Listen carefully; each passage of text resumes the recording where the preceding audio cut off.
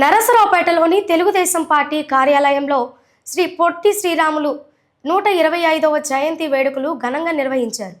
ఈ సందర్భంగా కార్యాలయంలో ఎమ్మెల్యే చదలవాడ అరవిందబాబు కూటమి నాయకులతో పొట్టి శ్రీరాములు గారి చిత్రపటానికి పూలమాలలు వేసి నివాళులర్పించారు. ఈ సందర్భంగా వారు మాట్లాడుతూ కూటమి ప్రభుత్వం ఆర్య వయస్సులకు ఎప్పుడూ అండగా ఉంటుందని తెలిపారు.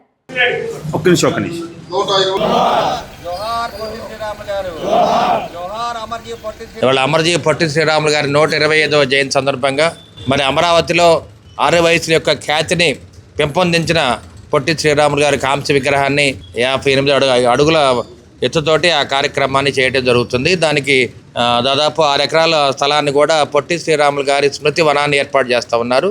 ఇటువంటి పరిస్థితుల్లో నారా చంద్రబాబు నాయుడు గారు, పవన్ కళ్యాణ్ గారు, అదేవిధంగా బీజేపీ నాయకులు మాధవ్ గారు వీళ్ళందరూ కూడా పొట్టి శ్రీరాములు గారి విగ్రహావిష్కరణకు రాబోతున్నారు. కాబట్టి నరసరావుపేట నుంచి దాదాపు 5,000 మంది మరి ఆర్యవైశ్య ప్రముఖులందరూ కూడా ఈ కార్యక్రమానికి బయలుదేరి వెళ్తున్నారు.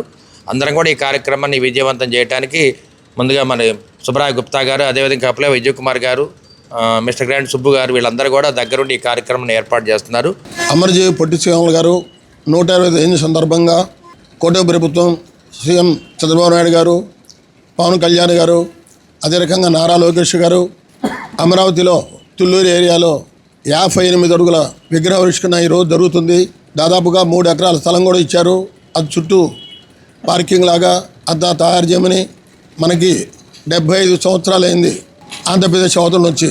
కానీ అంతకుముందు ఏ ప్రభుత్వం కూడా పొట్టి శ్రీరాములు గారిని విగ్రహం పెట్టాలి, స్థలం ఇవ్వాలని నిర్ణయించలేదు.